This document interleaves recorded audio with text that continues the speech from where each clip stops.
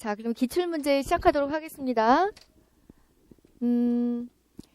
자, 기출문제를 이제 오늘부터 매주 수요일 날 하게 될 거예요. 예, 그래서 하여튼 7월 강의 시작하기 전까지 할 겁니다. 그래서 언제 끝날지는 모르지만 하여튼 쭉 할 거고요. 한 14주, 15주?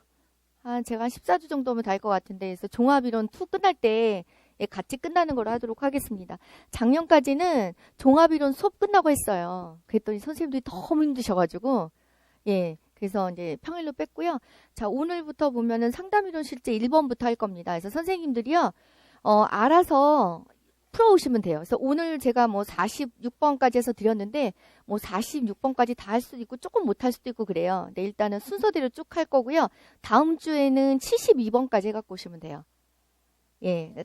이제 뭐 논술도 있고 하긴 그런데, 일단은 72번까지 선생님들이 풀어갖고 오시고, 그 다음에 이제 성격심리 또 1번부터 한 절반 풀어오시고 그런 식으로 쭉 그냥 미리 조금씩 더 많이 풀어오시면 될 것 같습니다. 자, 그리고 논술 문제 중에서 예전 논술 문제 있어요. 뭐 24점짜리? 이런 거는 그걸 통째로 다 풀어오지 마시고요. 개요 정도 작성하는 정도로 해갖고 오시면 됩니다. 그러니까 선생님들이 문제를 쭉 풀어보시고 올 때 예전 논술 문제 있죠? 예. 보면 뭐 24점, 뭐 26점짜리 논술 문제 있거든요. 자, 그런 거는 사례 읽어보시고 개요 작성? 예, 요 정도 갖고 해갖고 오시면 돼요. 예전 논술 문제를 이대로 다 해갖고 오시려면 엄청 길거든요. 예, 그래서 요거는 개요 작성 정도 해갖고 오시면, 금년 형태에 맞춰서 난다고 하면 뭐 끊어서 나오는 정도니까, 예, 이제 그 정도 해갖고 오시면 될 것 같고, 그 다음에 작년부터 계속 시험 형식 바뀌는 걸 계속 연구를 해요. 아시죠? 그래서 그게 언제 될지 모르겠어요. 근데 지금 계속 나오는데, 뭐 맨 처음에 서답형이었다가 객관식 되고, 객관식일 때는 2차가 논술이었어요. 그 다음 이번에 요번에 어떻게 된 거죠? 기입형? 그 다음에 서술형? 지금 논술형 이렇게 보는 거잖아요. 논술형이 10점짜리 한 문제 있잖아요. 그래서 지금 나오는 거는 논술을 빼지고 그 대신 서술형을 강화한다. 뭐 이렇게 지금 흘러가고 있어요. 예, 그러면 뭐 기입형도 있고 그러니까 어차피 논술이 10점이라 저희가 보면 뭐 작성 방법에 따라 작성하쇼, 뭐 서술하쇼 이렇게 나와서 이 논술 조건 보면 한 두 가지 나오거든요. 본론 쪽이. 예, 그렇게 되면 이게 하나하나가 서술형이기 때문에 상관없어요. 그죠? 그래서 만약에 논술형이 빠지고 서술형을 강화하면 서술형이 더 많아진다는 거잖아요. 논술 빠진 대신에. 거진 똑같습니다. 그래서 선생님들이 뭐 3월부터 종합이론 같은 경우는 뭐 논술 대비 쓰는데 그게 결국 뭐 서술형 대비랑 똑같은 거니까. 근데 언제 될지 모르겠어요. 원래 시험 형식이 바뀌면 1년 전에 공고가 돼야 되는데, 빠른다면 이번에 그 사전 공고? 만약에 그때 나면은 진짜 논술형 빠지면서 서술형 강화되는 형태로 바뀌는 거고요. 그때도 안 되면 이번에도 그냥 보는 거고. 제가 보니까 논술 매기도 힘드신 것 같고. 예전에는 뭐 객관식하고 서술형 할 때는 뭐 객관식 문제가 뭐 바람직하지 않고 학생들의 실력을 뭐 평가하기 나쁘다 뭐 이렇게 해서 논술을 했는데 또 이제 와서 또 논술을 빼고 서술형 강화한다 뭐 이렇게 돌아가고 있는 것 같아요. 예, 뭐 어떻게 하든 뭐 임용 영역은 똑같고 논술형 대비하시면 바로 그게 서술형이라 예, 하시는 게 맞고요. 근데 논술 이렇게 점수 비중 큰 것만 그럼 이게 2009년부터 들어가거든요. 논술 문제가 2009년부터 2013년까지예요. 2차 논술이었거든요. 예, 거기에 해당하는 논술 문제만 선생님들이 개요 작성하는 식으로 연습해갖고 오시면 될 것 같습니다. 자, 일단 선생님들이 예습을 안 해갖고 오시면은 이거 푸는 게 별로 의미가 없거든요.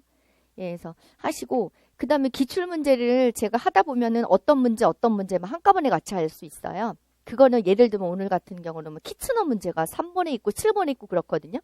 선생님들이 그걸 잘 보시면서 어떤 흐름으로 났는지 좀 아시면 되고요. 예전에 났고 한동안 안 났던 게 최근에 출제되고 그런 경향들이 보여요. 그러니까 공부하실 때 내가 이렇게 공부해야 되겠구나 하고 약간 경향을 좀 더 분석하실 수가 있을 거예요. 그 다음에 좀 잘 안 외워지셨죠? 좀 뭔가 많이 했잖아요, 공부를요. 그죠? 예, 기본 이론 다 하시고 이제 종합 이론 벌써 2주 했는데 이제는 기출 문제를 풀다 보면은 뭐 기본을 다시 한번 찾아봐야지 풀 수 있잖아요. 선생님들 문제 하나도 이 책 안 뒤져보고 다 푸셔갖고 푸셨어요? 아니죠? 풀어갖고 오셨죠? 네. 그래서 또 다시 뒤져보게 되고 또 문제를 풀다 보면 이제부터 암기가 슬슬 시작이 되는 거예요. 그래서 너무 걱정하지 마시고 기출 나와있던 문제만 확실하게 하시면 돼요. 그 다음에 기출을 분석한다는 게 답만 외우는 건 아니에요. 예, 전반적인 걸 이해하셔야 돼요. 하다못해 객관식이면 1, 2, 3, 4, 5번 중에 지문으로 나왔던 답이 아닌 다른 거 있죠. 예, 그것도 잘 보셔야 돼요. 그래서 이게 왜 아닌지 예, 그런 것도 잘 분석을 하셔야 되는 겁니다. 그래서 공부하는 방법은 그런 방법에 의해서 한번 먼저 풀어오시고 모르는 건 이제 표시해 놓으셔야 되겠죠. 예, 그래서 설명 잘 들으시고 복습하시고 예, 그런 식으로 하시면 됩니다. 뭐 그래도 이해 안 되시는 거는 또 물어보셔야 되는 거죠. 네. 자, 그러면 이제 1번부터 풀도록 하겠습니다. 제가 뭐 논술형이나 서술형은 이게 모범 답안을 드려요. 예, 과제는 다 드리거든요. 그러니 그 블랭크가 있습니다. 선생님들이 들으시면서 블랭크 채우시면 되고 앞에는 거진 서술형도 뭐 다 폼 같아서 드리고 때로는 나중에 그냥 요약해서 드리기도 합니다. 그래서 보고 쓰는 형식을 잘 보셔야 될 것 같아요. 예, 답안지가 너무 엉망하게 쓰신 분이 많아요. 모의고사 때 보면은. 네, 서술형도 막 요점으로 쓰시고 그렇게 쓰시면 안 되거든요. 예, 다 연결해서 쓰는 연습을 좀 해야 될 것 같습니다. 자, 그러면 1번부터 볼게요. 제가 더 추울 것 같아서 껐는데 갑자기 좀 더워지네요. 선생님 미안해. 일단 좀 켜주세요. 아니 완전 겨울 날씨가 돼가지고 예, 들어오는 순간 너무 추웠는데 갑자기 막 더워지고 있습니다. 혼자서 막 열이 나는 것 같아요. 네. 자, 1번 볼게요. 자, 상담자는 내담자와의 상담 내용을 비밀로 한다라는 비밀보장 원칙의 예외적인 경우를 3가지 쓰시고 그랬습니다. 자, 2007년도 사립 문제 정말 쉬웠죠? 예전 문제는 정말 쉬워요. 영역은 보시고 문제 형태는 이렇게 쉽게 나오진 않죠. 그렇지만 이 예외적인 경우 3가지 쓰는 게 나왔었는데 자, 요때 이제 사립 문제 있었고요. 바로 뒤 2번 문제를 보시면 2번 문제가 비밀보장 예외사항 3가지 제시하고 기역, 니은의 경우에 전문상담조사가 취해야 될 적절한 조치를 서술하는 논술 문제가 10점짜리가 나왔어요. 그러니까 이런 식으로 연결되니까 선생님들이 잘 보셔야 되는 거죠. 예. 자, 먼저 1번 보시면 요런 예전과보다는 답이 다 뒤에 해설이 되어 있습니다. 자, 첫 번째 저희가 비밀보장 원칙의 예외적인 경우가 첫 번째가 뭐죠? 내담자가 자신을 해하려고 할 때예요. 다른 말로 하면은 자해나 자살 의도가 드러날 때. 자, 여기에 청소년은 가출 문제도 포함돼요. 가출. 예.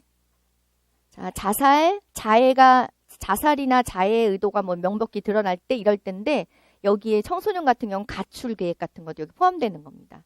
예, 자신을 해하려고 할 때니까. 자, 그 다음에 두 번째는 타인을 해치려고 할 때거든요. 다른 말로 하면 사회의 안전을 위협하는 행위에 대해서예요.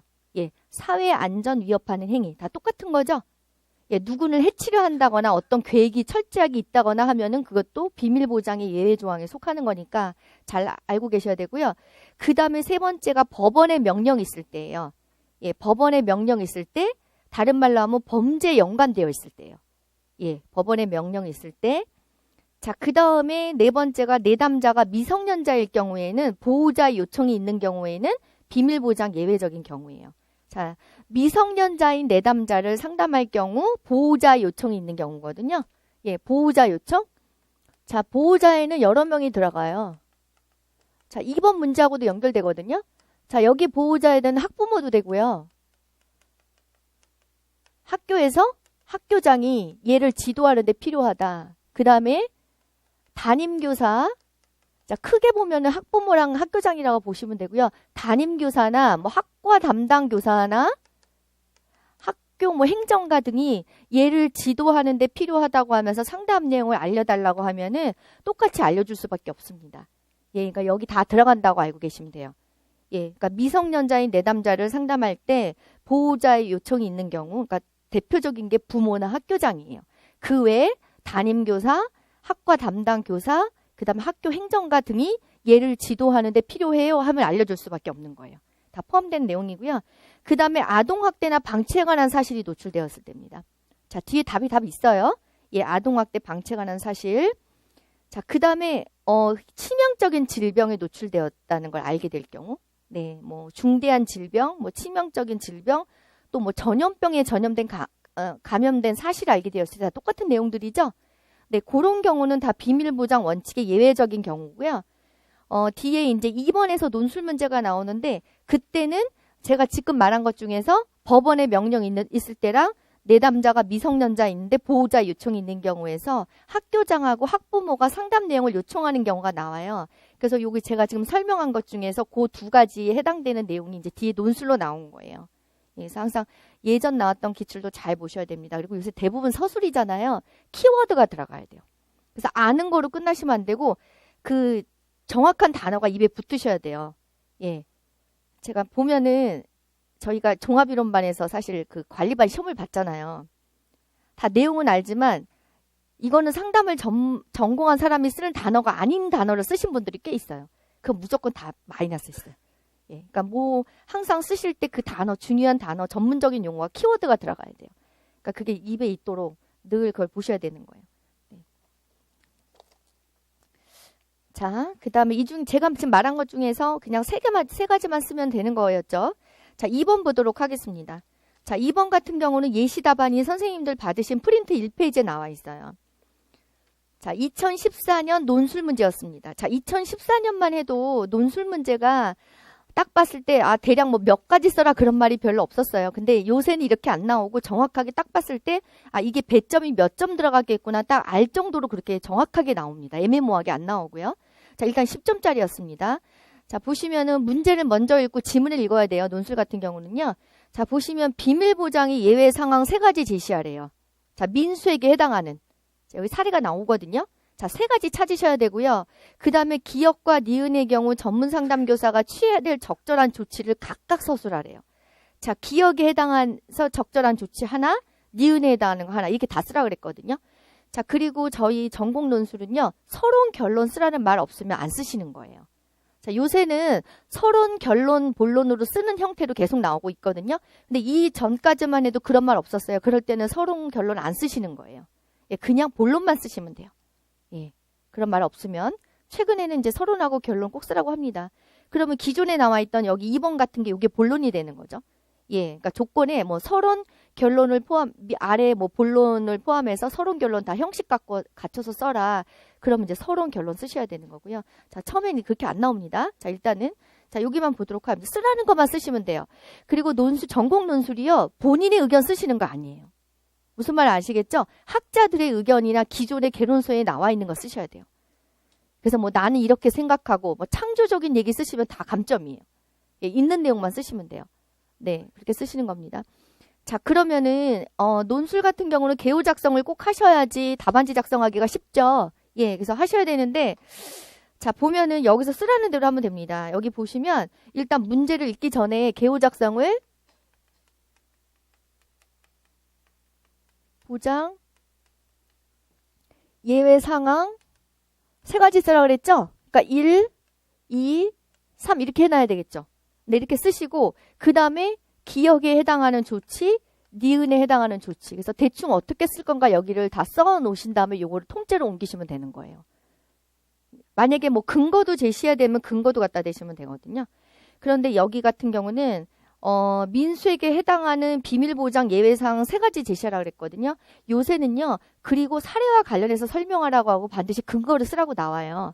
그래서 요새는 근거 쓰란 말 없으면 안 써도 감점이 아닌데, 여기 같은 경우는 사실 예외 조항 3가지 쓰라고 했는데, 이 년도의 틀에 보면은, 왜 그 예외 조항에 해당되는지 근거를 뒤에다 쓰시는 게 맞거든요.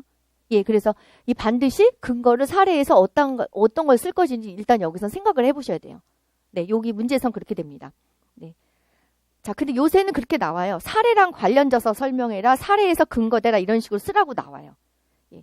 자, 보면은 그 다음에 그러면 3가지 쓴다고 생각하고 그 다음에 이제 사례를 읽겠습니다. 자, 민수는 지난해 오토바이를 훔쳐 타다가 체포되어서 절도 혐의로 단기보호 관찰과 수강 명령을 받았어요. 예, 얘가 단기보호 관찰과 수강 명령을 받았기 때문에 쭉 가면 밑에 그 기억이 있어요. 밑줄 기억을 보시면 법원에서 전문 상담교사에게 민수와의 상담 내용을 법원에 보낼 것을 요청했어요. 아마 판결과 관련해서 상담 내용이 필요했으니까 요청을 했겠죠. 예, 그래서 소년범인 경우 같은 경우는 그 소년 보호 처분의 종류가 있어요. 예. 뭐 이것까지 뭐 꼭 아는 건 아니고 나왔으니까 좀 궁금하잖아요. 예, 나중에 인터넷 찾아보셔도 되고. 소년 보호 처분. 네, 종류가 1번부터 10번까지 있거든요. 예, 그 중에서 그러니까 1번이라고 보면 1호, 1호 처분, 2호 처분, 뭐 10호 처분 이런 식으로 있는데 여기 단기 보호 관찰이 4호 처분에 속해요. 여기서 1년 이내예요. 단기는.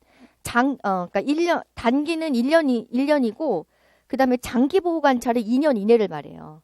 예, 근데 그게 1년 연장이 가능하거든요.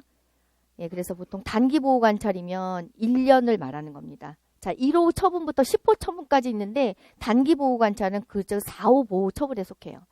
그 다음에 수강 명령이 있거든요. 네, 수강 명령은 2호 처분에 있어요. 12세 이상을 대상으로 해서 100시간 이내 하게 돼 있거든요. 예, 그런 게 있습니다. 12세 이상 100시간 이내.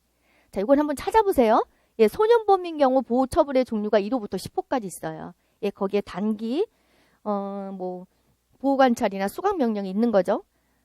보호 관찰이 뭔지는 아시죠? 수용 시설에 보내지 않고 그냥 자유롭게 생활을 허용하는데 보호 관찰 감독관의 지도를 받아야 되거든요. 예, 그렇게 되는 부분들이 있어요. 예, 그래서 소년범인 경우 그런 경우가 많죠. 예.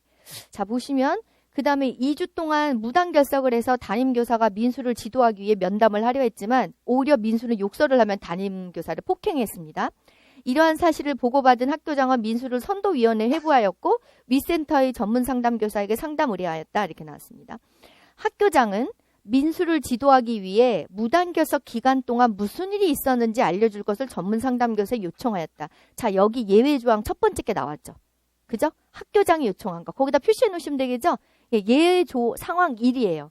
예, 학교장이 지도할 때 필요하다. 무단 결석 기간 동안 그러니까 상담교사에게 상담 내용 무슨 일이 있었는지 알려달라 그랬어요. 이게 첫 번째죠. 예외 조항에. 예, 학교장이 요청한 거예요. 상담 내용.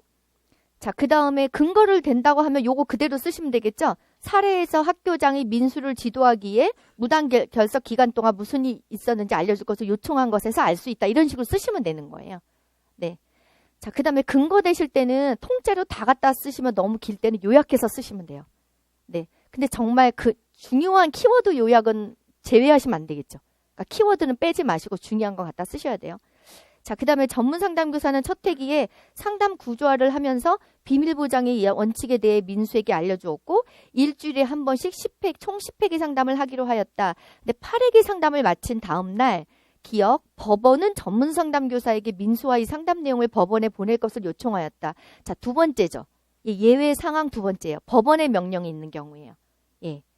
자, 그러면 선생님들 그 답안지에 밑줄이 되어 있거든요. 첫째는 학교장이 학교의 책임자로서 이렇게 한 거고요. 둘째는 법원의 명령이 있을 경우예요. 예, 두 번째. 자, 뒤에는 쭉 설명되어 있어요. 자, 그렇게 되어 있죠. 네, 그 다음에 니은 부모님도 가정에서 민수를 교육하기 위해 필요하다며 전문 상담교사에게 민수와의 상담 내용을 알려달라고 전화를 하였다고 나왔어요. 자, 그 다음에 세 번째 예외사항은 부모님이죠. 그죠? 네, 그래서 쓰실 때 이렇게 바로 쓰시면 되겠죠? 자, 여기는 학교장. 그 다음에 여기는 법원의 명령, 그 다음 부모님. 알려달라고 했죠? 예. 자, 그 다음에 그 근거는 그 뒤에 다 있어요. 그 다음에 그거 쓰는 건 이따 답 통째로 볼 거고요. 그 다음에 전문 상담교사가 취해야 될 적절한 조치라 그랬는데 기억과 니은에 해당하는 것만 쓰면 돼요. 법원이 요청했을 때. 자, 어떻게 하는 거죠? 처음에는 거절하는 거예요. 어떻게 거절하면 될까요? 아, 이게 상담 관계가 이게 정보 공개를 하게 되면 좀 어렵될 수 있어서 내가 원하지 않는다고 한번 해보는 거예요. 예. 근데 저희는 증언 거부권이 없어요. 증언 거부권. 법적으로 안 돼 있어요. 저희 나라는요. 미국은 어느 주는 증언 거부권이 상담자의 증언 거부권이 법적으로 규정이 되어 있어요. 보장이 되어 있기 때문에 사실 아무리 법정에서 요구한다 그래도 나는 상담 관계 해가 될 것 같아서 내가 정보 공개하지 않겠다고 판사한테 통보도 할 수 있어요. 그게 법적으로 되어 있는데 우리나라는 안 돼 있어요. 그럼 어떻게 될까요? 일단 처음에는 좀 곤란하다. 그러면서 이제 법원의 요청을 거절하는 거거든요. 근데 어쩔 수 없이 학생의 동의랑 상관없이 저 법원 같은 경우는 정보를 방출해라 이렇게 명령을 할 수 있거든요. 그래서 일단은 한번 거절하시고 그 다음에 분명히 법원이 판결 내리는데 필요하니까 다시 달라고 명령을 해요. 그럼 그럴 때 하시는 거죠. 예, 마지못해서. 근데 상담교사는 정보를 공개하기 전에 민수에게 이러한 사실을 알려야 되죠. 그죠? 그게 중요한 거예요. 예, 민수에게 이런 사실을 알리고 그 다음에 꼭 필요한 최소한의 정보만 공개한다고 쓰시면 돼요. 예, 민수에게 이런 사실을 알리고 꼭 필요한 최소한의 정보만 공개한다. 자, 요게 선생님들이 갖고 계신 프린트의 두 번째 문단에 나와 있어요. 예, 그러니까 기억과 같이 법원에서 상담 내용을 요청하는 경우 전문 상담교사가 취해야 될 적절한 조치는 처음에는 법원의 요청을 거절한다. 그래도 법원이 판결을 내리는데 상담자의 정보 제공이 꼭 필요하다고 명령한다면 상담교사는 정보를 공개하기 전에 민수에게 이러한 사실을 알리고 꼭 필요한 최소한의 정보만 공개한다. 그러니까 꼭 필요한 최소한의 정보가 판결에 필요한 최소한의 정보란 뜻이에요. 예, 판결에 필요한 최소한의 정보만 공개를 하게 되는 겁니다. 자, 우리는 증언 거부권이 법률로 보장되어 있지 않다 그랬죠? 예, 그래서 자신이 속한 협회나 학회 윤리강령에 따라 법원이 여기에 응하시면 되거든요. 선생님들은요, 교육청에 속해 있으니까 거기에 따라서 하시면 되고, 학교에 소속되어 있으신 분은 교장 선생님, 관리자랑 상의를 좀 하셔야 돼요. 예, 그리고 교육청 사나 변호사가 있어서 때로는 선생님들이 자료를 안 줘도 되는데 변호사라는 이름으로 해서 달라고 해요. 그럴 때 바로 주시면 안 돼요. 저희가 수업 시간에 다 배웠었죠? 일단 확인하셔야 돼요. 예, 저희가 변호사가 달라고 했다고 무조건 줘야 될 그런 의무는 없어요. 예, 그래서 일단 한번 확인해 보시고 안 주셔도 돼요. 만약에 이 자료가 학생한테 불리하게 그 판결에 작용할 수 있다면 안 주셔도 돼요. 특히 이제 학교를 대상으로 교육감을 대상으로 소송을 많이 하시잖아요, 부모님들이. 예, 그것 때문에 많이 달라고 하시거든요. 예, 그래서 그걸 잘 판단을 하셔야 되는 겁니다. 자, 일단 그렇게 되는 거고요. 자, 그 다음에 니은에 이제 부모님이 달라고 할 때예요. 예, 부모님이 달라고 할 때. 그럼 선생님들은 그 프린트에 보면 두 번째 문단에서 니은의 경우처럼 미성년자인 학생의 부모가 내담자를 교육 지도하는 데 필요하다고 하면서 상담 내용을 알고 싶어 하는 경우 상담교사는 어떻게 될까요? 일단 부모님에게 상담이 비밀 보장을 전제로 한다는 것을 알리시는 거예요. 예. 자, 어떻게 선생님들 어떻게 되어 있나요? 상담교사는 밑줄 그어져 있죠? 이게 무슨 말이냐면 부모님의 요구를 거절할 수 없다는 거예요. 사실 이건 안 쓰셔도 상관은 없어요. 제가 만든 답안지에 있는 거예요. 예.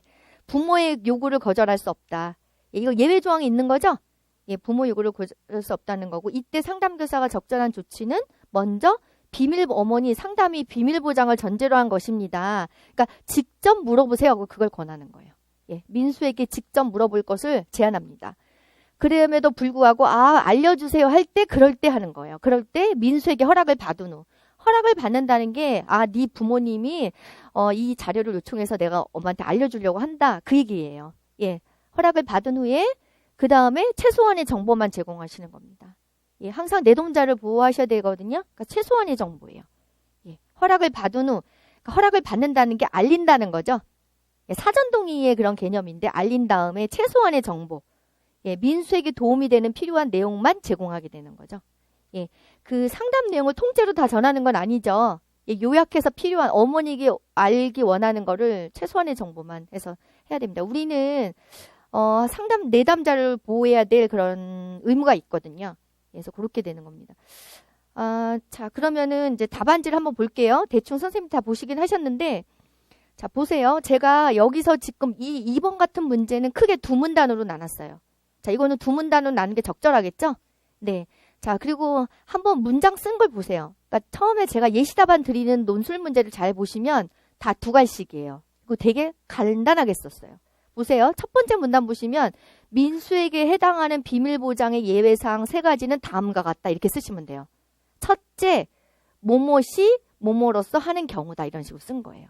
무슨 말인지 아시겠죠? 예, 첫째, 학교장이. 자, 3가지 쓰랬으니까 첫째, 둘째, 셋째로 쓰시니까 가장 깔끔합니다. 네. 첫째, 학교장이 학교의 최고 책임자로서 학생의 교육과 지도를 위해 상담 내용을 요청하는 경우다. 이렇게 나왔어요. 이는 사례에서 뭐뭐한 것에서 같과 같다. 또는 거기서 알 수 있다. 근거를 댄 거죠? 그러니까 혹시 근거를 대라면 이렇게 쓰시면 돼요. 자, 둘째, 법원의 명령이 있을 경우이다. 자, 쓰실 때도 첫째, 뭐뭐 해서 법원의 명령이 있다. 이렇게 쓰지 말고 두 갈씩으로 쓰세요. 항상 문장은 첫 번에 답이 다 나오고 그 다음에 설명하세요. 그렇게까지 깔끔하게 되거든요. 예, 법원이 명령이 있을 경우이다. 이는 8회계 상담을 마친 다음에 법원에서 알려달라고 했죠. 거기서 알 수 있다. 자, 셋째, 미성년자의 상담에서 부모님이 상담 내용을 요청한 경우인데, 이거는 이제 이다라고 썼는데 너무 똑같이 쓰니까 인데 이렇게 쓴 거예요. 예, 이는 부모님이 가정에서 교육하는데 필요하다고 상담 내용을 알려달라고 요청한 것에서 알 수 있다 또는 그것과 같다. 이런 식으로 쓰시면 돼요. 자, 근거되는 것도 이렇게 쓰면 됩니다. 자, 그 다음에 문단 바꿔서 기역과 같이 법원에서 상담 내용을 요청하는 경우 상담교사가 취해야 될 적절한 조치는 처음에는 하고 쓰시면 되는 거죠. 예. 아니면 기억에서 상담교사가 취해야 될 적절한 조치는 이렇게 짧게 쓰셔도 상관없어요. 근데 채점자가 정확하게 뭘 쓰는지 알 수 있도록 명료하게 쓰셔야 돼요. 처음에는 법원의 요청을 거절한다. 그래도 법원이 판결을 내리는데 상담자의 정보 공개가 꼭 필요하다고 명령한다면 상담교사는 정보를 공개하기 전에 민수에게 이러한 사실을 알리고 꼭 필요한 최소한의 정보만 공개한다. 꼭 필요한 최소한의 정보는 판결에 필요한 최소한의 정보를 말하는 거겠죠? 자, 최소한이라는 게 되게 중요해요. 최소한이라는 게. 자, 그 다음에 니은의 경우처럼 미성년자인 학생의 학부모가 내담자를 지도하는 데 필요하다고 상담 내용을 알고 싶어하는 경우 이렇게 다 쓰셔도 좋고 니은의 경우에는 하고 취해야 될 적절한 조치는 하고 쭉 쓰셔야 돼요. 그렇게 쓰셔도 상관없습니다. 예. 자, 그래서 쭉 나왔을 경우 교사는 부모의 요구를 거절할 수 없다 그랬습니다. 자, 이거는 사실 안 써도 상관은 없어요. 예, 근데 예외 조항에 속해 있는 거죠. 자, 이때 할 수 있는 거는 먼저 부모님에게 민수와의 상담이 비밀 보장을 전제로 한 것임을 알리고 민수에게 직접 물어볼 것을 제안합니다. 어머니 직접 물어보세요. 이렇게. 예, 제안하고. 자, 그럼에도 불구하고 계속 요구할 경우 민수에게 허락을 받은 후 최소한의 정보만 제공한다예요. 예, 최소한의 정보만 제공한다. 왜, 뭐 이거 설명, 이게 없어서 그러시나요? 아, 늦게 오셨어요? 선생님, 주세요. 답안지가 없으면 못 하셔서, 예, 그리고 공지하시고, 예, 중간에 오시면 저희 조교 선생님들이 공부를 계속 못 하셔가지고, 예, 쉬는 시간에만 이제 드립니다. 제가 눈에 계속 보여가지고, 선생님 답답하실 것 같아서, 이게 답안지가 없으면 또 못 하시니까.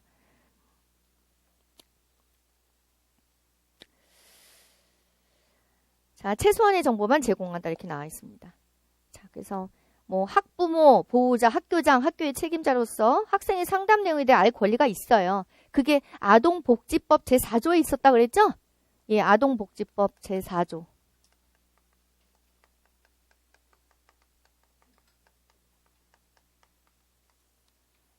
네.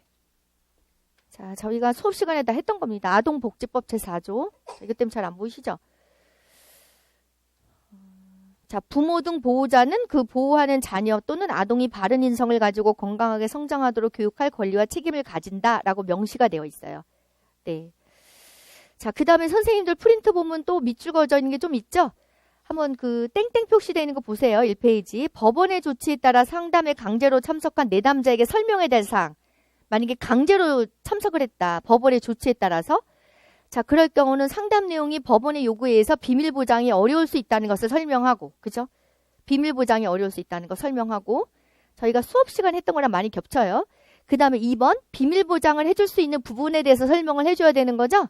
어느 부분은 비밀 보장이 되는지 설명을 해주며, 3번, 상담에 적극적으로 참여하는 것은 자, 내담자의 결정에 달려있지만, 예, 여기는 제가 민수라서 썼는데요. 내담자의 결정에 달려있지만, 상담 기준에 충족되지 못할 경우 상담으로 인정되지 않을 수도 있으며, 예, 기준에 충족되지 못할 경우 인정되지 않을 수도 있으며, 인정되지 않는 경우 초래될 결과에 대해서 간략히 설명을 해줘야 되겠죠?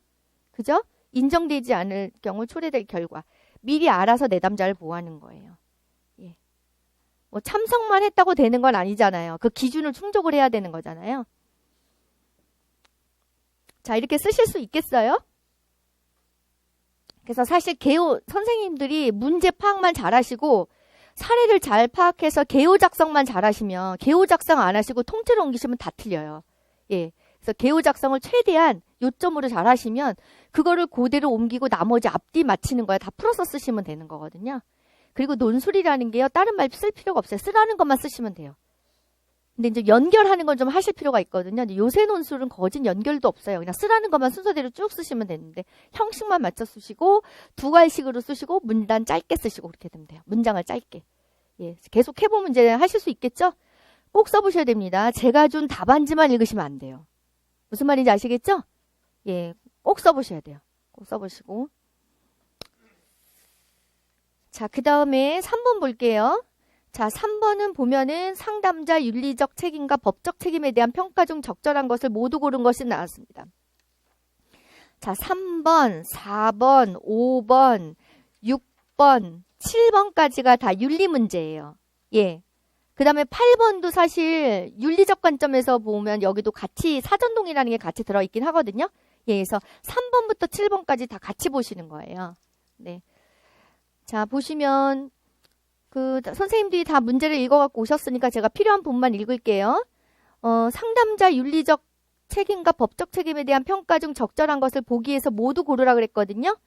자, 보시면 철수는 주 2, 3회 정도 지각, 월 3에서 5회 정도의 무단결석을 하였다. 담임교사가 상담을 의뢰하였지만 상담을 계속 받을지 여부는 철수가 전적으로 결정할 수 있다는 점을 철수에게 설명하고 상담을 받고 싶은지에서 물었다 그랬거든요. 자, 보시면 밑에 보기에서 맞는 것 찾는 거예요. 자, 보면은 일단은 상담을 전적으로 받을지 여부가 내담자가 결정할 수 있다는 걸 설명하고 너 상담받고 싶어? 이렇게 물어봤으니까 자율성 존중의 원칙을 지키고 있죠. 그죠? 그럼 그 중에서 밑에서 보면 리을에 해당하는 거예요. 내담자의 자율성을 존중하는 방식으로 상담을 진행하고 있죠. 이거는 키츠너의 윤리적 상담을 위한 원칙 중에 자율성 존중의 원칙이죠. 예, 그래서 원래대로 다 쓰면 자율성 존중까지 다 쓰셔야 되는데 선생님들이 시험 볼 때 보면 자율성의 원칙을 많이 써요. 예, 자율성의 원칙만 많이 써요. 그래서 원래 자율성 존중이 맞는 겁니다. 조심하셔야 되겠죠? 네, 키츠너 윤리적 상담을 위한 원칙은 오늘 그 1페이지에 보면 나와 있어요. 네, 그게 7번에도 해당되거든요. 보시면 자율성 존중, 그 다음에 또 뭐 있나요? 선의, 그 다음에 무해성, 정의, 다른 말로 공정성이죠. 충실성이에요. 네, 그렇게 나왔습니다. 자, 꼭 알고 계셔야 되겠죠? 데피니션도 쓰실 수 있어야 돼요. 다른 타인의 권리를 해치지 않는 한 내담자의 자율적 선택과 자율적이란 단어가 되게 중요하죠. 자율적 선택, 자율적 행동을 최대한. 그래서 상담을 받고 싶지 않으면 너 안 받아도 돼. 이렇게 하는 건 자율성 존중의 원칙에 부합하는 내용들이에요. 예, 거기에 맞는 내용들이죠. 자, 그 다음 다시 본문 넘어가면 철수는 지금처럼 지각과 결석을 계속하면 징계받을 위험이 있어 지각과 결석을 줄이고 싶다고 했다. 상담 과정에서 철수가 한 말은 모두 비밀 유지가 된다는 점을 설명했다. 자, 비밀 보장의 원칙을 설명을 했죠. 그런데 그 뒤에를 봐도 어딜 봐도 한계는 설명하지 않았어요. 예, 그래서 보시면 디귿에 해당돼요. 상담 비밀 보장의 한계를 설명하지 않았다. 그죠? 설명하지 않았죠? 뒤에 이제 계속 읽을 건데 그런 내용 하나도 없어요. 그러니까 상담에서 철수가 한 말은 모두 비밀 유지가 된다는 점을 설명했다. 거기다가 디귿이라고 써놓으시면 되겠죠. 비밀 보장 한계 설명 않음, 이렇게 설명하지 않음 이렇게 써놓으시면 되죠. 자, 그 다음에 철수에게 언제부터 지각과 결석을 자주 하게 되었는지를 물었더니 철수는 초등학교 4학년 9월부터 지각과 결석을 자주 하게 되었다고 하였다. 철수에게 그 즈음에 무슨 일이 있었니? 라고 물었는데 그때 부모님이 사이가 좋지 않아서 부모님이 자주 다투고 이혼을 하시겠다고 해서 많이 불안하였다고 대답하였다. 자, 보세요. 지금도 두 분의 사이가 좋지 않아서 밤새 싸우고 자, 아침밥도 제대로 차려주지 않고 학교에 가는지 마는지 신경도 쓰지 않는다. 여기를 보시면 아동학대의 가능성이 있어요. 그죠? 자, 싸우는 건 괜찮은데 아침밥도 차려주지 않고 학교에 가는지 마는지 신경도 쓰지 않는다는 불만을 토로했죠. 예, 쓰지 않는다까지 보시면 아동학대의 가능성. 왜냐하면 아동학대라는 게 신체적 학대 이런 것만 하는 게 아니라 방임도 들어가요. 그죠? 예, 아동학대.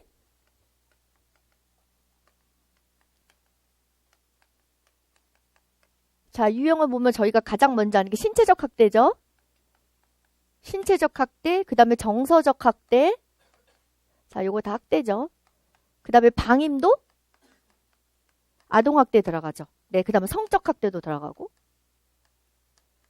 그러니까 여기서는 뭘까요? 방임에 속하겠죠. 왜냐하면 아침밥도 차려주지 않고 학교 가는지 마는지 신경도 안 쓰고. 그죠? 그래서 아동학대의 가능성에 대해서 확인을 하셔야 돼요. 그랬는데 보면은 자, 미음이라고 해놓으시면 돼요. 가능성에 대한 조사와 법적 문제를 다루지 않았다. 맞죠? 그거 다루지 않았잖아요. 가능성이 있는데 뒤에 그런 말 하나도 없어요. 사실 확인했다는 말이 없어요. 자, 아동학대 봤을 때 이런 것도 있고 그 다음에 이게 몸에 맞은 자국이 있는 거예요. 그러면서 제 새아빠가 자꾸 날 때린다 했을 때는 사실 확인을 반드시 하셔야 돼요. 사실 확인하신 다음에 관계기관에 신고하셔야 되거든요. 예, 그래서 확인을 꼭 해야 되는데 그걸 안 했죠. 그래서 미음이 해당돼요. 가능성에 대한 조사와 법적 문제 다루지 않았어요.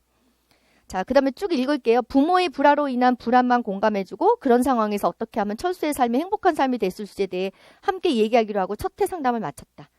자, 아동학대 가능성 그 조사 안 했죠? 그러니까 그게 문제가 되는 거예요. 그래서 디귿, 리을, 미음이 해당되고요. 무해함 원칙이나 정의 또는 공정성 똑같은 내용이죠? 위반했다 이런 말이 없어요. 그죠? 그 다음에 자살 위험성에 대한 정보를 수집하고 조치를 취해야 되는데 그렇게 하지 않았다? 얘가 뭐 자살하겠다는 말도 없었고 아무것도 없었는데 이런 건 너무 과하죠? 예, 그래서 기역, 니은, 비읍은 다 틀리고 디귿, 리을, 미음만 맞는 거예요. 자, 왜 어디서 되는지 알고 계시고 다른 건 안 되는 거죠? 예, 그렇게 보시면 돼요. 자, 키츠너 나왔으니까 키츠너 되는 거 7번으로 한번 넘어가 볼게요. 자, 7번 한 다음에 다시 4번으로 가겠습니다. 자, 가다의 전문 상담교사의 행동에 해당하는 7번 키츠너의 윤리적 의사결정 원칙을 보기에서 골라 바르게 연결한 것은 그랬습니다. 자, 키츠너 윤리적 의사결정 원칙.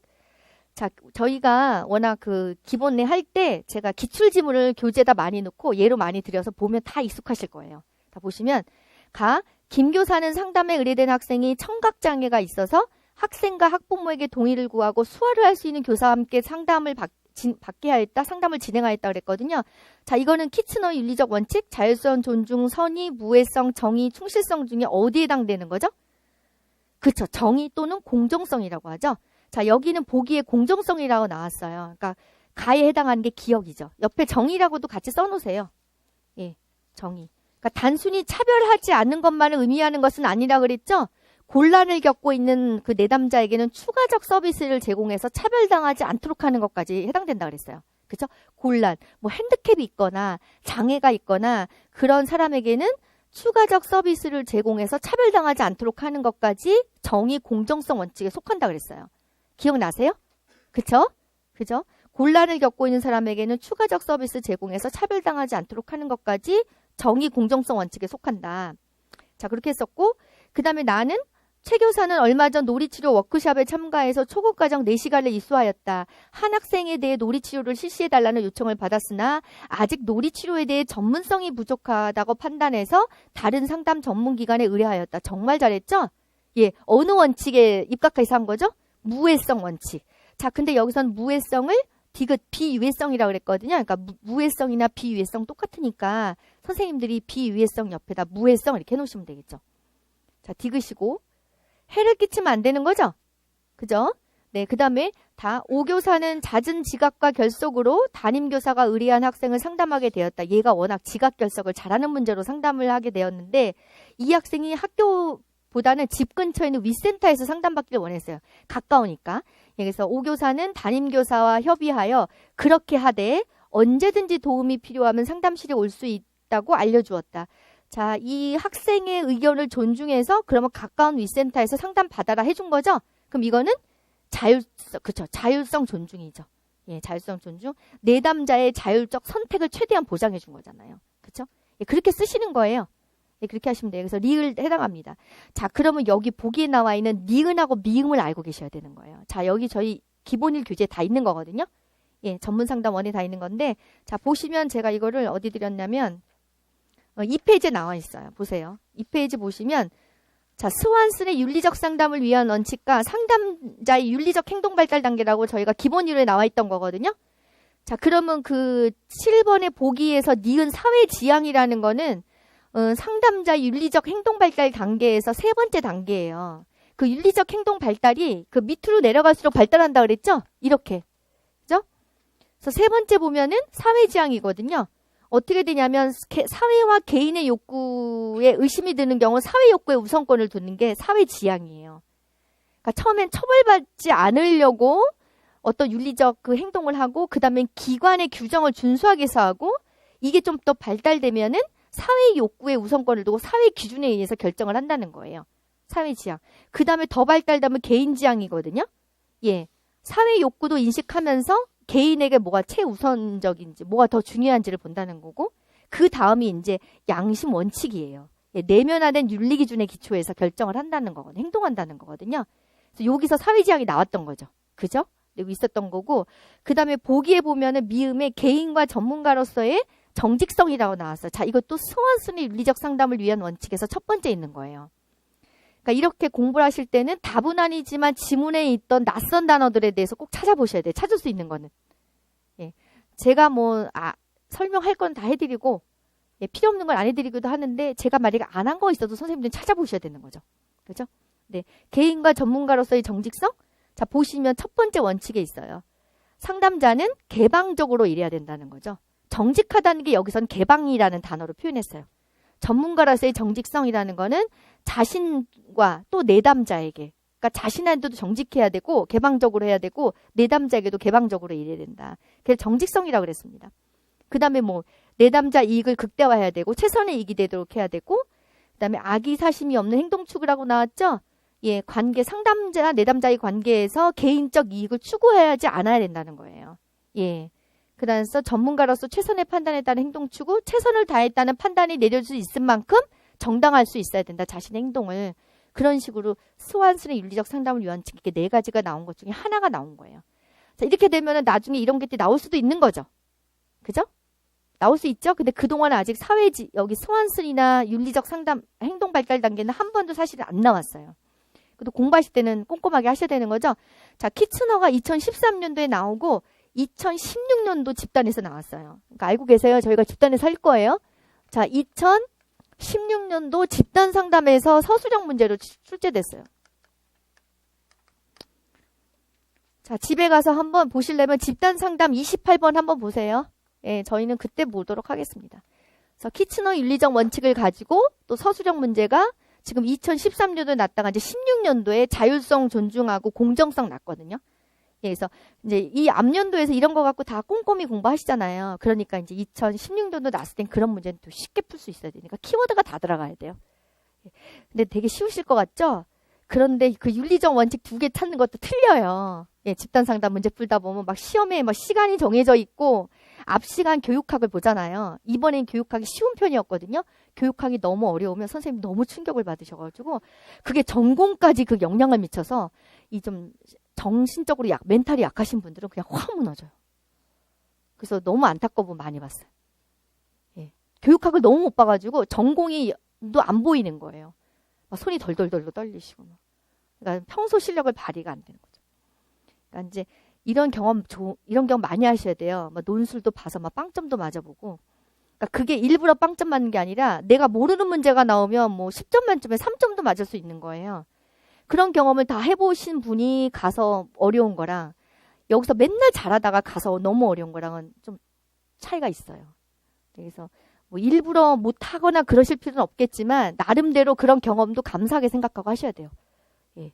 뭐 시험에 떨어져도 보고 막 모의고사 봤는데 막 뒤등수예요. 뒤등수. 아, 나 어떡하지? 막 이런 경험도 해보시고.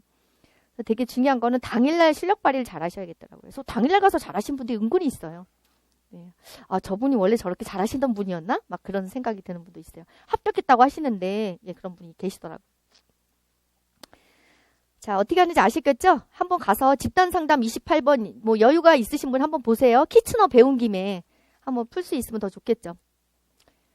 자, 그 다음에 자 8번 앞으로 가야 되죠? 네, 자 이제 윤리 문제가 다 뭉쳐 있어서 빨리빨리 하도록 하죠. 자, 4번 보세요. 자, 합당한 거 고르는 거예요. 4번. 상담 윤리에 합당한 거. 자, 보시면 4번이 답이거든요. 집단 따돌림을 당하고 있어 많이 힘들어 옥상에서 뛰어내리고 싶은 충동을 자주 느낀다는 학생의 이야기를 듣고 상담 과정에서 이런 걸 듣고 부모와 담임교사에게 그 사실을 알렸습니다. 자, 이거는 비밀보장 예외 조항에 속하죠. 내담자가 자신을 해하려고 할 때예요. 그러니까 자해나 자살 의도에 이렇게 이런 거 다 들어가는 거잖아요. 그죠? 그러니까 이거는 막 잘한 거고요. 그 다음에 1번 보시면 전에 근무하던 학교의 학부모이자 친한 친구를 상담하였다? 안 되죠. 특히 다중관계에 위배되는 거죠. 그죠? 다중관계. 맞죠? 예, 상담관계 중 다중관계라는 게 있었어요. 자, 그 다음에 한부모 자녀를 가정자녀를 대상으로 하는 학교 적응 프로그램에 참가 신청한 중학생들에게 동의서를 받고 집단을 운영하였다. 자, 동의서 받은 건 맞는데 보호자의 사전 동의를 안 받았죠. 그죠? 그래서 보호자의 사전 동의 필요 이렇게 써놓으시면 되죠. 그죠? 네. 자, 그 다음에 3번. 졸업생의 상담 사례를 학회에서 발표하기 위해 동의를 받으려 했으나 연락이 닿지 않아 동의를 받지 않고 가명 처리해서 발표했다. 자, 가명 처리해도 안 됩니다. 사용해서는 안 돼요. 예. 자, 사용해서는 안 됩니다. 연락을 취해서 동의를 받으셔야 되고요. 안 되면 그 사례 사용할 수 없습니다. 예, 틀렸고. 자, 그 다음에 5번. 자녀 문제로 계속 상담을 받고 있는 학부모를 상담하던 가정 중에 그가 정수기 임대업을 한다는 것을 알았어요. 예, 마침 정수기가 필요해서 그에게 정수기를 임대하였다? 안 되죠. 이것도 다중관계가 위배된 거예요. 그죠? 예. 자, 다중관계라는 게 상담자와 내담자의 관계 이외에 추가적으로 다른 관계를 갖는 걸 말하거든요. 그러니까 상담자와 내담자의 관계 이외에 다른 관계가 갖는 게 다 다중관계예요. 그죠? 그래서 다중관계는 사실 본질적으로 그러니까 권하지를 않아요. 왜냐하면 상담자의 객관적, 전문적 판단에 영향을 미친다 이렇게 했어요. 자, 객관성이나 다중관계가 되면 전문적 판단에 영향을 미치기 때문에 이거를 사실 안 갖는 게 좋은 거죠. 다중관계. 그죠? 피해야 되는 거예요. 근데 어쩔 수 없이 해야 되는 경우가 있어요. 그럴 때는 내담자 이익을 위해서는 어쩔 수 없이 필요할 할 경우에는 내담자랑 미리 사전 동의도 돼야 되고요. 예. 또 그에 대한 어떤 자문이나 감독 이런 게 병행될 때는 가능하거든요. 예. 그래서 상담실 그 특별한 그런 경우를 빼고는 상담실 이외에서 이렇게 뭐 학부모가 하는 정수기를 임대한다거나 이거는 또 특히 금전적 관계랑 관련돼 있잖아요. 그래서 상담학회 윤리강령 다중관계 보시면은 상담료 이외에 어떤 금전적 물질적 거래도 있어서는 안 된다고 하거든요. 예, 그런 것도 안 되는 거죠. 예, 그리고 이렇게 뭐 학부모이자 친한 친구 상담하는 거 이것도 안 되는 거고. 네. 자, 그런 거 조심하시면 되겠죠. 그러니까 여기선 다중관계예요. 자, 다중관계 같은 경우는 예전에 시험에 나고 최근에 좀 많이 안 났죠. 그러니까 이런 거는 상담 윤리라는 게 시험에 많이 나잖아요. 그래서 사전 동의도 났었거든요. 뭐 다중관계도 언젠가 날 수 있어요. 최근에 요번에도 나왔을까 아니면 다음에 나올 수도 있고. 그죠? 예, 상담 윤리는 되게 중요합니다. 자, 그렇게 보시면 되고요. 자, 5번 볼게요. 제가 5번, 6번까지 빨리 하고 쉬도록 하겠습니다. 자, 5번 보시면 상담 윤리에 합당한 전문 상담교사의 행동만을 보기에서 모두 고른 것은 자, 기역, 니은, 디귿, 리귿은 다 돼요. 왜냐하면 자기가 학습장애 아이를 상담하면서 능력의 한계 느껴서 다른 전문가에 의뢰한 걸 잘한 거거든요. 그죠? 그 다음에 니은, 현재 상담 중인 학생의 상담 내용을 학부모가 알고 싶다고 해서 필요한 내용만 간략히 알려주었다. 이거 틀리진 않죠? 그죠? 예, 비밀보장 예외조항이니까. 그 다음에 디귿, 차량을 정비하러 정비소에 들렸다가 자녀 문제로 상담을 받았던 학부모가 운영하는 곳이라는 걸 알았어요. 그래서 다른 정비소 가서 차량을 수리했어요. 잘했죠? 다중관계 피했죠? 예. 자, 리을, 가출 계획을 구체적으로 세우고 있다는 이야기를 들었어요. 상담하다가. 그래서 학부모나 담임교사에 그 사실을 알렸어요. 비밀보장 예외조항이죠? 자, 보면은 뭐 2010년하고 겹치는 게 많아요. 그게 4번하고. 내용들이 많이 겹치죠? 네. 자, 미음 보시면 박 교사는 연구를 수행하면서 학생들 자신이 피험자라는 사실을 알게 됨으로써 연구에 미칠 영향을 최소화하기 위해서 연구가 끝난 뒤 연구 목적을 설명하고 동의를 얻었다? 틀렸죠? 연구 전에 해야죠. 사전에 미리 알고 동의를 구해야 되는 거예요. 그죠? 연구가 끝난 뒤가 틀렸어요. 예. 자, 사전에 연구를 시작하기 전 사전에 먼저 알리고 동의를 얻어요. 사전 동의를 먼저 구해야 되거든요. 예. 비밀 보장 원칙에 어긋나요. 이게 연구를 위해서 어떤 걸 한다거나 또는 우리가 집단 상담 같은 거 할 때 비디오 촬영이나 녹음할 수 있잖아요. 그렇게 할 때 어떻게 된다 그랬죠? 사전 동의 하에 이 사용처에 대해서 집단에게 알리고 그런 경우에만 할 수 있는 거예요. 사전 동의 하에 사용처에 대해서 집단원에게 알린 경우에만 그 녹음을 할 수 있다 그랬어요. 그렇게 쓰실 수 있어야 되겠죠? 집단 상담에서 나왔을 때. 그러니까 그 키워드를 잘 보셔야 돼요. 그러니까 서술형이니까 그런 게 다 들어가야 되잖아요. 예를 들면 사전 동의 하에 그 사용처에 대해 집단원이 알고 있는 경우에 한해서만 촬영이나 녹화를 할 수 있다. 이런 식으로 쓰셔야 되거든요. 틀린 거 수정하고 그러실 때. 예. 자, 요거 알고 하실 수 있겠죠? 자, 이런 거 하시면 되고.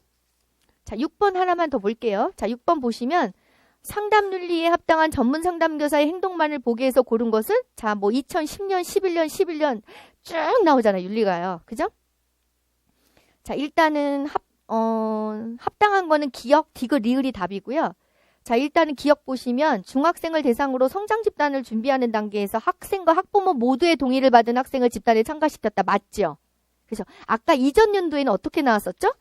그 학생한테만 동의받은 게 나왔었잖아요. 그러니까 이렇게 연결돼서 문제가 계속 나오는 거예요. 객관식임에도 불구하고. 예. 자, 맞는 내용이고 니은 상담 회기 중에 불안과 공포 증세를 호소하는 학생에게 전문 상담교사가 자신이 훈련을 받은 적이 없는 이완 기법을 적용했다. 틀리죠. 그죠? 키츠너로 그 윤리적 원칙을 위한 상담을 갖고 적용하면 무해성의 원칙이 어긋나죠. 그죠? 예. 해를 입히는 거잖아요. 본인이 훈련받은 적이 없는, 뭐 잘 못하는 것도 아니고 한 번도 받은 적이 없는 이완기법을 적용했으니까 무해성 원칙이 어긋나요. 그죠?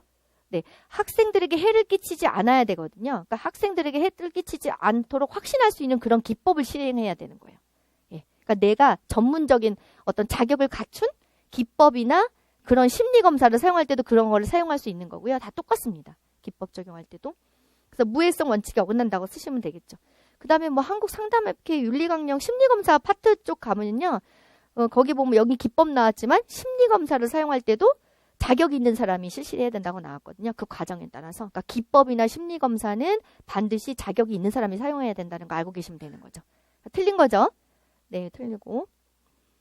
그 다음에 디귿은 맞죠?